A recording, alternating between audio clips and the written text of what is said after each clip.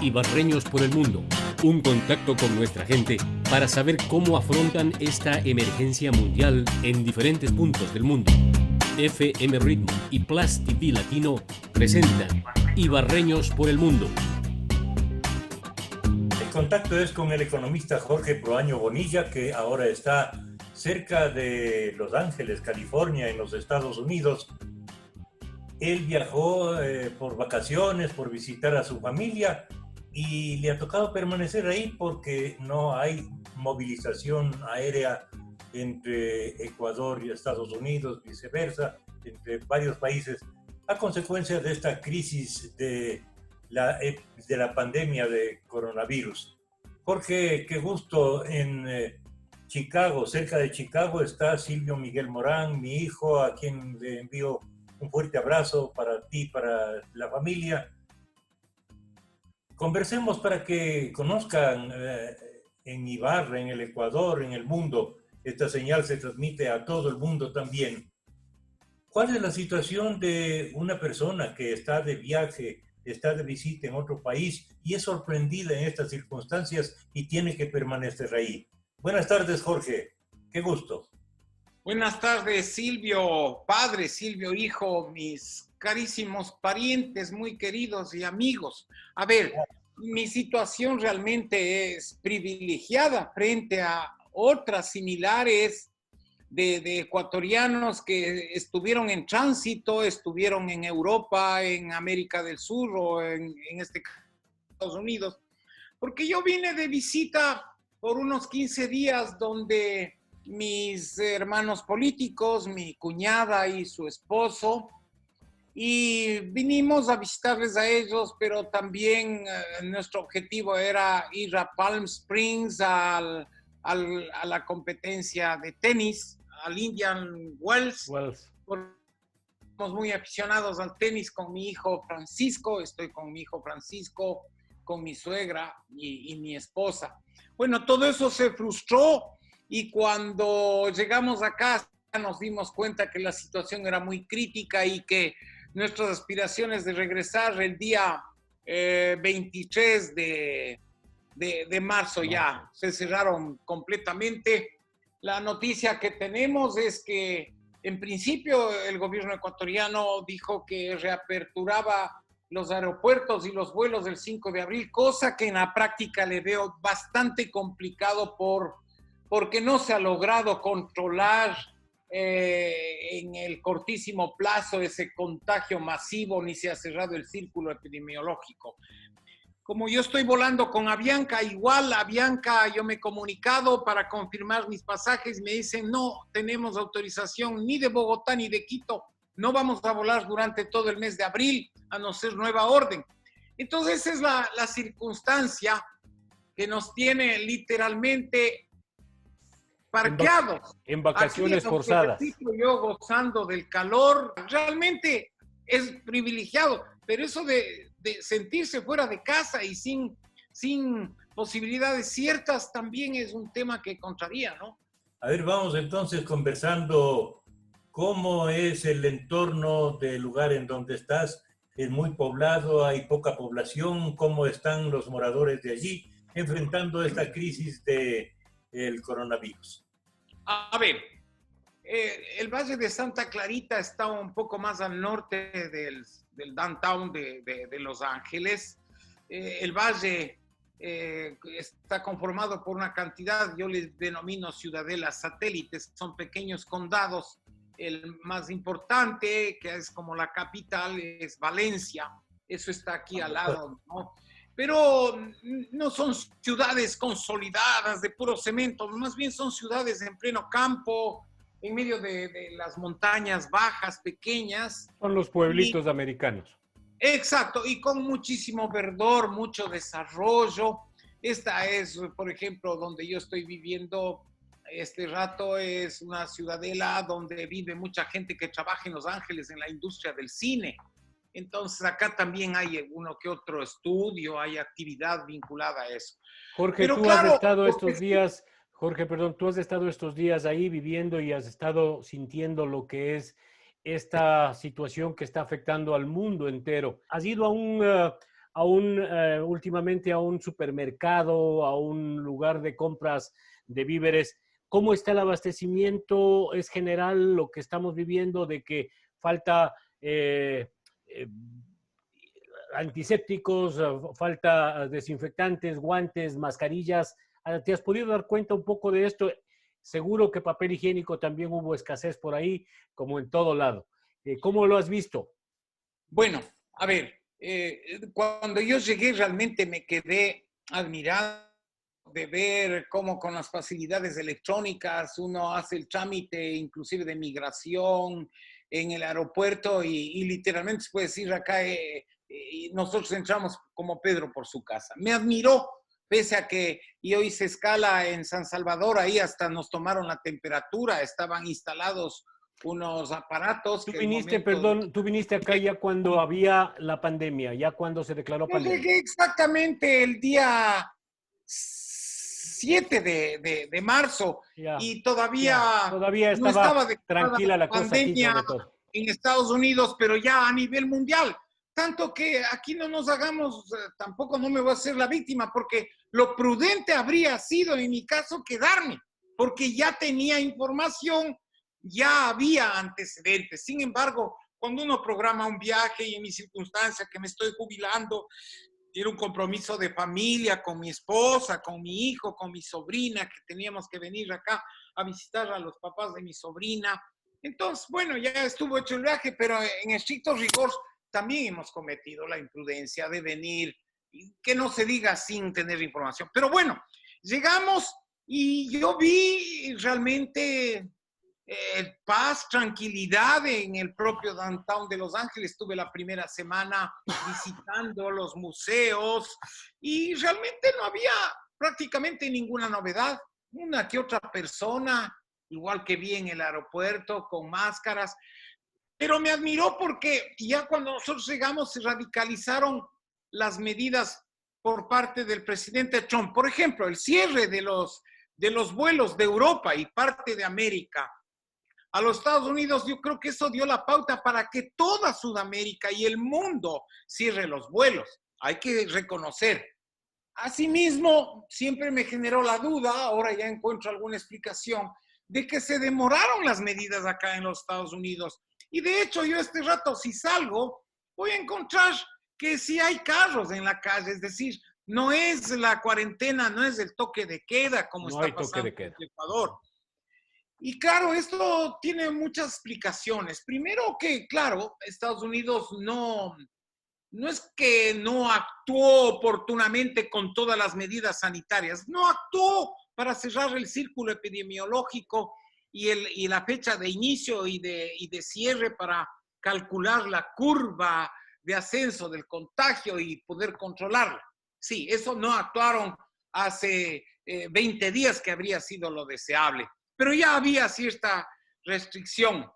Ahora me doy cuenta que el gobierno de los Estados Unidos estaba trabajando muy fuerte, porque después de 8 semanas de un trabajo durísimo, anoche anuncia el presidente Trump que le entregaron ya unas pruebas que en 5 minutos se puede determinar con certeza si es que está o no está contagiada la gente.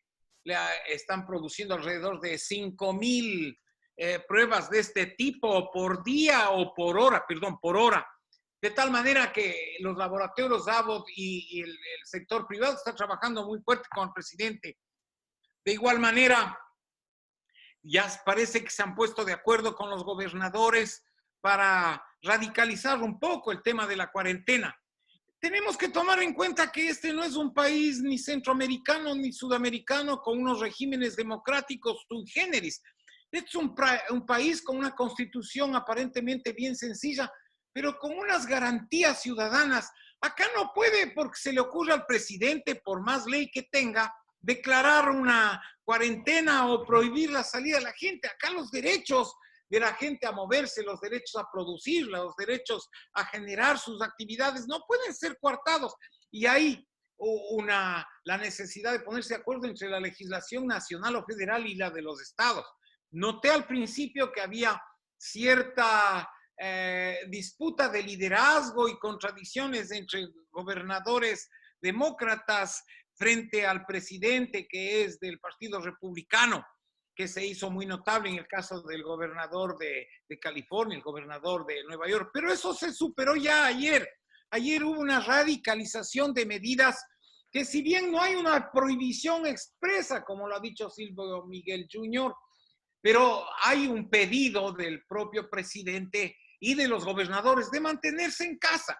Yo sí he podido salir hasta la semana pasada a un centro comercial y claro, la actividad está totalmente reducida, va muy poca gente, por lo menos acá en esta ciudad, toman todas las precauciones, la gente no se aglutina, se protege bien, se desinfecta bien, de tal manera que sí se ve ya una conducta, pero no es la impresión que se tiene en Centro y Sudamérica de que están las calles vacías. Acá no Claro, están vacías. lo que tú dices es cierto, es tan grande, hay ciertas normativas, pero coincido también contigo en el asunto de que las medidas aquí no se han tomado a tiempo por cualquiera sean los motivos, sobre todo el optimismo, exceso de optimismo del presidente americano, en el cual esto decía que el día de Pascua va a pasar bien, que ayer se entera o le asesoran dar retro a su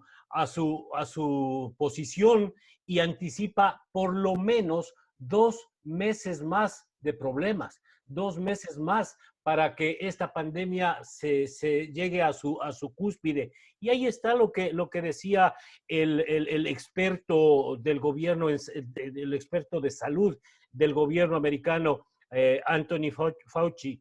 Él espera o pronostica que en este país van a haber entre 100 y 200,000 muertos.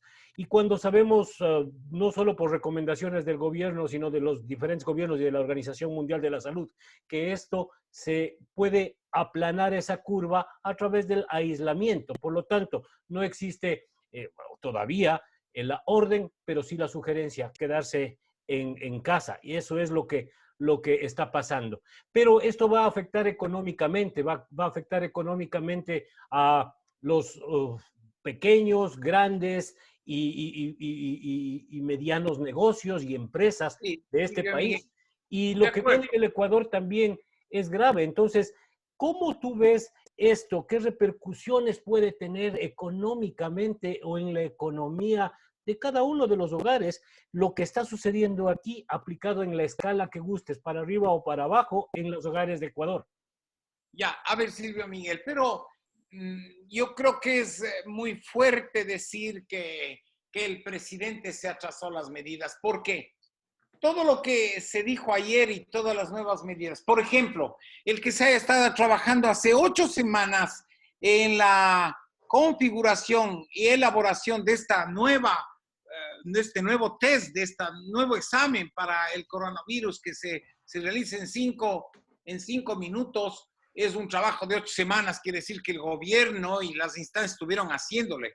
El que el buque que debe estar a esta hora llegando ya a Nueva York, igual que llegó el Mercy a Los Ángeles, sale y llega con tres semanas de anticipación. ¿Cómo le ha puesto a trabajar a la General Motors para producir los respiradores? El puente aéreo que este rato está operándose en Nueva York, en Miami, en Luisiana, eso no se improvisa. Y yo sí creo que el presidente tuvo que reconocer implícitamente que se equivocó al decir que en el día de gracias, después de la Semana Santa, se podían reactivar las actividades económicas. Definitivamente eso se dio cuenta él, porque un poco el objetivo político, su capital político para la reelección era la reactivación económica furibunda de los Estados Unidos.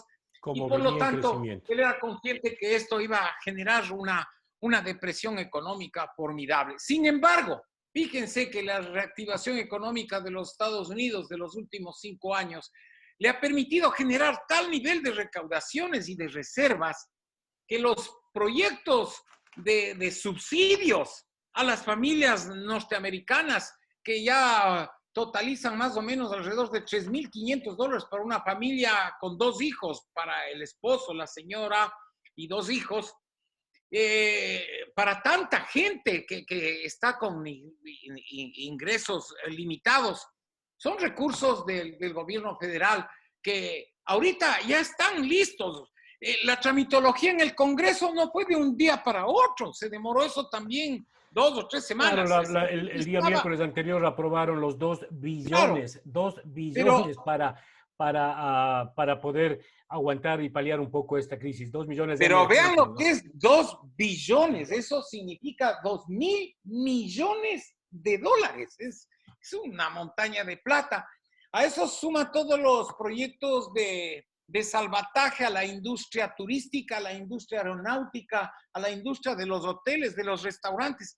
Es increíble cómo este país con ese poder. Más bien lo que me preocupa es que y eso le pasó a Alemania, le pasó a España, le pasó a Francia, parece que entraron tarde, parece que se confiaron, creyeron que porque son países desarrollados, todos los sistemas de información funcionaban bien y no hay tal. Por ejemplo, el dinero para el apoyo a las familias norteamericanas está listo, está transferido a los estados, a las gobernaciones, pero no hay sistemas informáticos ágiles de tal manera que llegue eso con prontitud.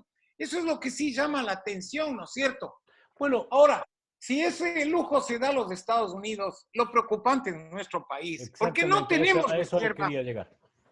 porque no tenemos ingresos. Hoy se estará cayendo la recaudación de todos los impuestos, la actividad económica. El Ecuador no puede darse el lujo de decir, a partir del 1 de junio, que es lo que más o menos estima el presidente Trump, reactivaría las actividades económicas, se retomarían. En el caso del Ecuador, la inversión pública, la actividad económica ha dependido mucho de la inversión pública, perdón. Entonces, frente a una depresión de la actividad privada, porque esta parálisis, esta cuarentena, esto hace que todas las actividades públicas y privadas se paren. En circunstancias que el Ecuador no ha venido cumpliendo con los compromisos con el Fondo Monetario Internacional y se suspendieron los desembolsos. Y ahora el Fondo Monetario, viendo que es una situación desesperante, le empieza a autorizar desembolsos. Ese dinero lo que va a servir es para solventar gastos urgentes en el sector de la salud. No sé de dónde va a poder financiar el gobierno ecuatoriano un plan de subsidio que vaya más del bono el bono ese, aquel llamado bono de solidaridad o bono de la pobreza, porque se va a necesitar subsidiar una cantidad de gente pobre que perderá sus actividades económicas. Es de detenerse y ver que mucha gente está en la calle, sí, esto es porque les gusta desobedecer, sobre todo en la costa, pero están buscando su pan diario. ¿Qué hace ese artesano? ¿Qué hace ese albañil? ¿Qué hace esa gente que vive del día a día, de los negocios, de la comida, del comercio? Se vienen días muy difíciles, muy duros para todos, sobre todo para los países como el nuestro, que son economías tan sensibles y tan débiles. Pero nuestro país pasará momentos muy, muy, muy duros y ojalá se pueda reactivar, ¿no? Yo calculo que en estos 3 meses, porque van a ser 3 meses fatídicos, yo calculo que prácticamente en 30 días se logrará controlar el contagio masivo. Desde ahí no es que se para el contagio, vamos a tener que vivir durante un año más. Ya están inyectando plasma, sangre de la gente que ya pasó el coronavirus, que ha generado los anticuerpos para los enfermos.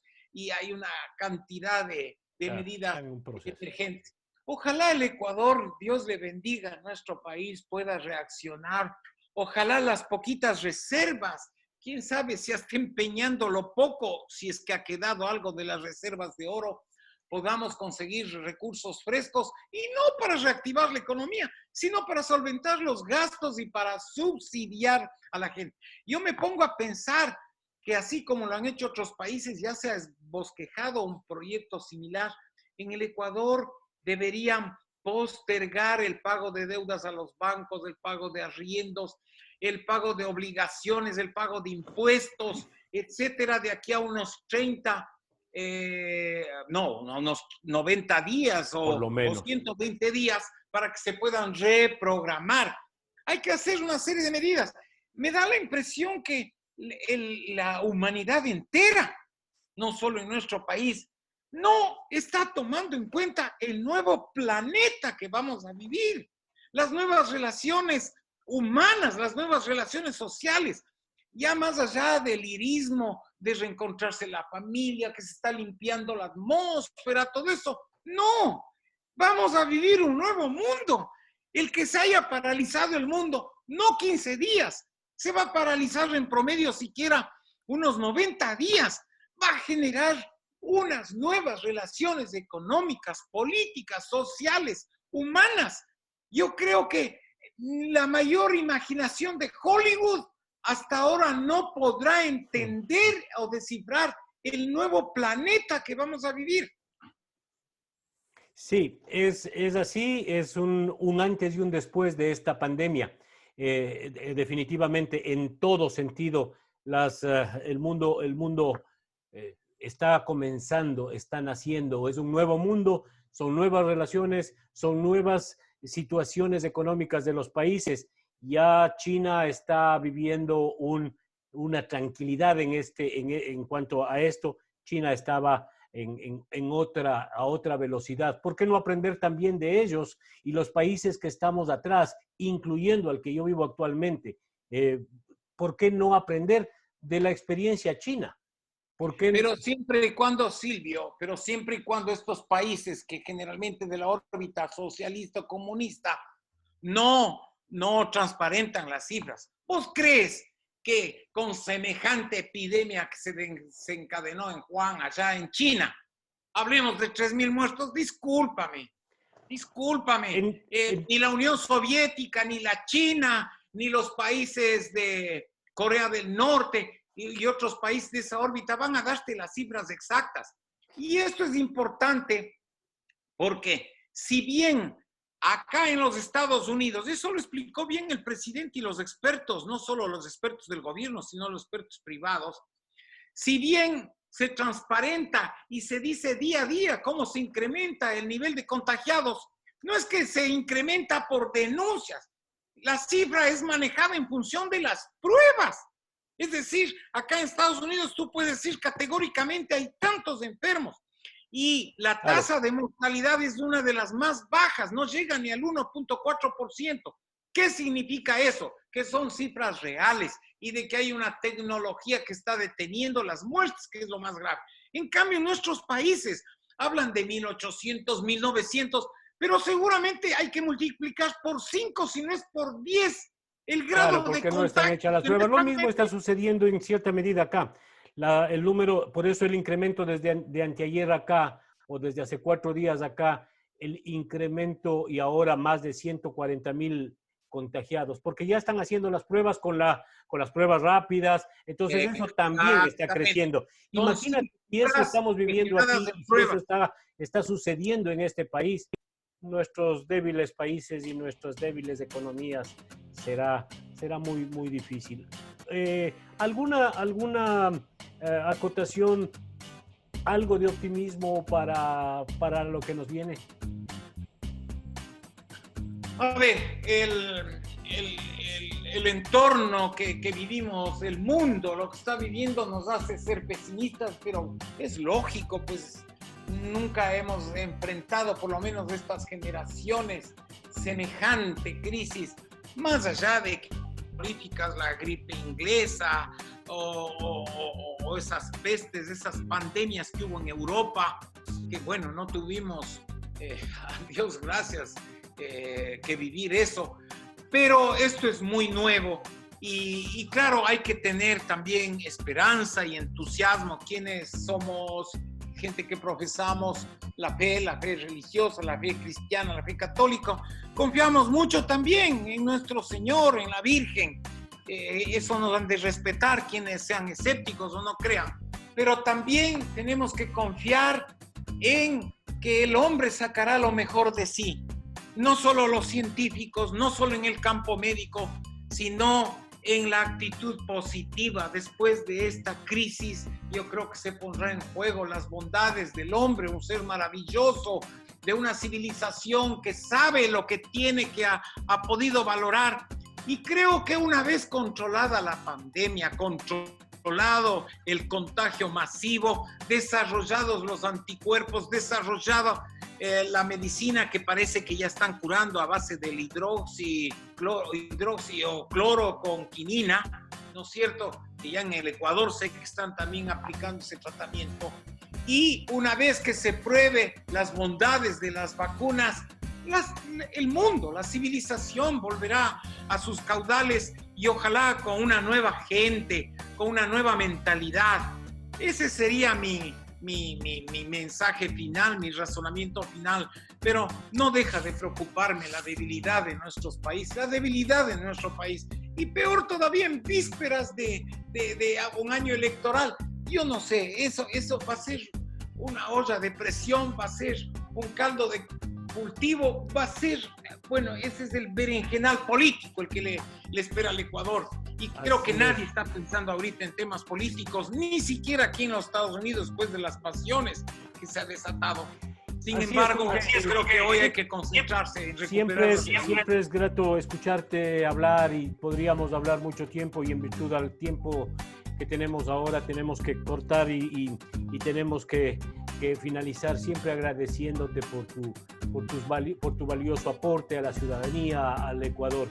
Yo me uno a lo que tú dices. El mundo tiene un inicio, un antes del coronavirus y ahora, y hay que adaptarse a esta nueva manera de vivir, a esta nueva manera de ver el mundo y de enfrentar los desafíos que nos puedan venir. Vienen tiempos difíciles, pero también somos capaces de crear, somos capaces de reinventarnos y reinventar actividades. Por lo tanto, creo que es lo que más tenemos en el Ecuador, esa genialidad, esa capacidad de poder subsistir y de poder a emprender nuevamente. Somos natos emprendedores. Entonces creo que podemos nosotros enfrentar con los golpes que nos dé a todos esta situación. Vamos por Ibarra para la parte final. Gracias, Silvio Miguel, y gracias a Jorge Proaño Bonilla por esa visión desde el lado económico en estas circunstancias y en realidades distintas de países que tienen sus connotaciones especiales cada uno de ellos. Hoy que Jorge ha estado de visita en Estados Unidos y que le ha tocado pues permanecer en este tiempo cuando la vida nos va cambiando y nos hará ver una nueva realidad que hay que enfrentarla de otra manera. Muchas gracias a Silvio Miguel en Chicago, a Jorge Proaño en California, y desde Ibarra Silvio Morán les invita a continuar en la serie de programas Ibarreños por el Mundo. Muchas gracias, hasta pronto. Gracias Silvio padre y Silvio hijo, un abrazote.